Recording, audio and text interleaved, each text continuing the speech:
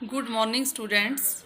आज हम 7th chapter पढ़ेंगे जिसका नाम है कोऑपरेटिव सोसाइटीज़ या कोऑपरेटिव ऑर्गेनाइजेशन, सहकारी समितियां या सहकारी संगठन।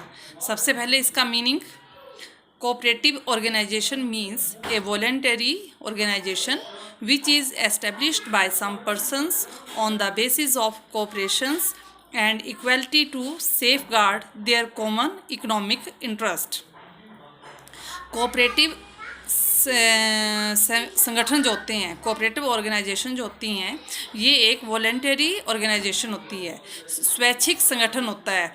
मतलब इसमें कोई भी व्यक्ति जो है वो अपनी इच्छा से इसका मेंबर जो है वो इस संगठन का मेंबर बन सकता है। किसी पर प्रेशर नहीं डाला जा सकता कि ज़बरदस्ती आप इस ऑर्गेनाइजेशन का मेंबर बनो। अपनी इच्छा अनुसार कोई भी व्यक्ति इसका जो है वो मेंबर बन सकता है। Which is establish by some person, ये कुछ व्यक्तियों द्वारा स्थापित की जाती है। Basis of cooperation and equality to safeguard their common economic interest, उनके आपसी इंटरेस्ट के ऊपर जो है वो कोऑपरेशन, सहयोग और समानता के आधार पर जो है वो इसकी स्थापना की जाती है। For example, the purpose of the establishment of consumer cooperatives is to purchase goods in large quantities directly from the wholesale traders or the producers and sell it to their members on cheap rates। For example, कि इनका उद्देश्य जो होता है, ये जो cooperative organisation होते हैं, इनका उद्देश्य होता है purchase goods in large quantity, ये काफ़ी मात्रा में गुड्स खरीदती हैं directly from the wholesaler trader, सीधे ही ये डायरेक्ट ही जो थोक व्यापारी होते हैं उनसे या फिर जो प्रोड्यूसर होते हैं उनसे लार्ज क्वांटिटी में सामान खरीदती हैं। And sell it to their members on cheap rate, और अपने मेंबर्स को चीप रेट पर जो है वो सेल करती हैं। अब हिंदी में इसका अर्थ बता दूं कि सहकारी संगठन से अभिप्राय ऐसे ऐच्छिक संगठन से है जिसकी स्थापना कुछ व्यक्तियों द्वारा सहकारिता एवं समानता के आधार पर पारस्परिक हितों की सुरक्षा के लिए की जाती है। ऐच्छिक संगठन है, जैसा कि मैंने आपको ये बताया कि अपनी इच्छा अनुसार कोई भी व्यक्ति इसका सदस्य बन सकता है, और इसकी स्थापना कुछ व्यक्तियों द्वारा सहकारिता और समानता के आधार पर पारस्परिक हित, पारस्परिक होता है एक दूसरे के हितों की सुरक्षा के लिए की जाती है। जैसे उपभोक्ता सहकारी समितियां जो होती हैं, इसकी स्थापना का मुख्य उद्देश्य होता है थोक व्यापारी या उत्पादकों से सीधे अधिक मात्रा में माल खरीद कर लाना और अपने सदस्यों को सस्ती दर पर, चीप रेट पर उपलब्ध करवाना होता है। तो ये सहकारी समितियों का अर्थ होता है। कैरेक्टरिस्टिक्स ऑफ कोऑपरेटिव ऑर्गेनाइजेशन, सहकारी संगठन की विशेषताएं। पहली, मीनिंग से ही निकालते जाना आपने इसकी फीचर्स जो है। पहली, वॉलंटरी मेंबरशिप, स्वैच्छिक सदस्यता या स्वैच्छिक संगठन। जैसे आपको बताया कि इसका मेंबर बनने के लिए किसी पर दबाव या प्रेशर नहीं डाला जा सकता। कोई भी व्यक्ति अपनी इच्छा अनुसार इन ऑर्गेनाइजेशन का मेंबर जो है वो बन सकता है। सेकंड, लीगल स्टेटस, वैधानिक स्थिति।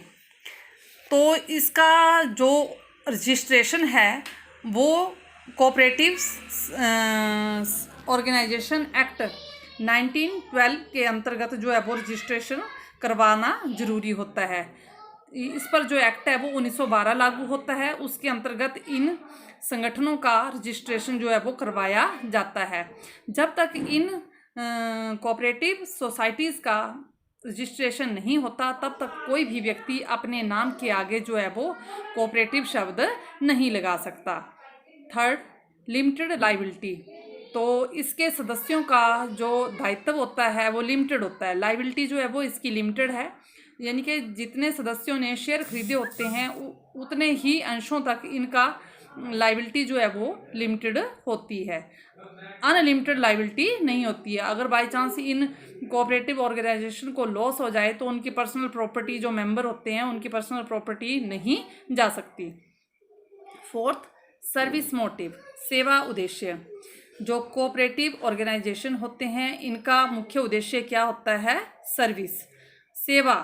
लोगों की सेवा करना इनका उद्देश्य है। तो लोगों की सेवा ये कैसे करते हैं, जैसे कि इसके मीनिंग में भी बताया था कि ये लार्ज क्वांटिटी में होलसेलर से या प्रोड्यूसर से माल खरीदते हैं और अपने मेंबर्स को जो है वो चीप रेट पर बेचते हैं। ये प्रॉफिट नहीं कमाते हैं, इसलिए इनका मोटिव जो है वो सर्विस मोटिव होता है।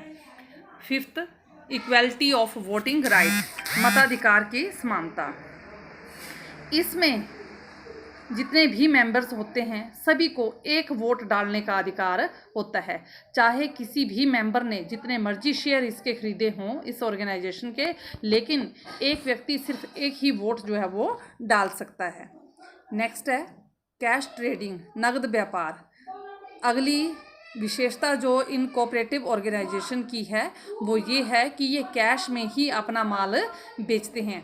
इसका मतलब ये नहीं है कि ये कभी भी क्रेडिट या उधार माल नहीं बेचते, ये उधार माल भी बेच सकते हैं, लेकिन इनके सोर्स फाइनेंशियली कंडीशन इनकी इतनी अच्छी नहीं होती।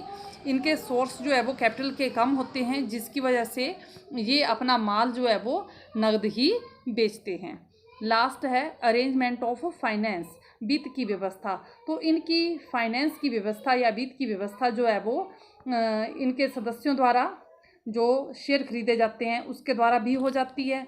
गवर्नमेंट भी इनको लोन देती है और गवर्नमेंट इनको ग्रांट भी देती है, अनुदान राशि भी देती है। इस तरह से इनके पास जो है वो फाइनेंस जो है वो इकट्ठा होता है। तो ये थे इसके फीचर्स। बाकी हम नेक्स्ट जो है वो कल पढ़ेंगे। Thank you.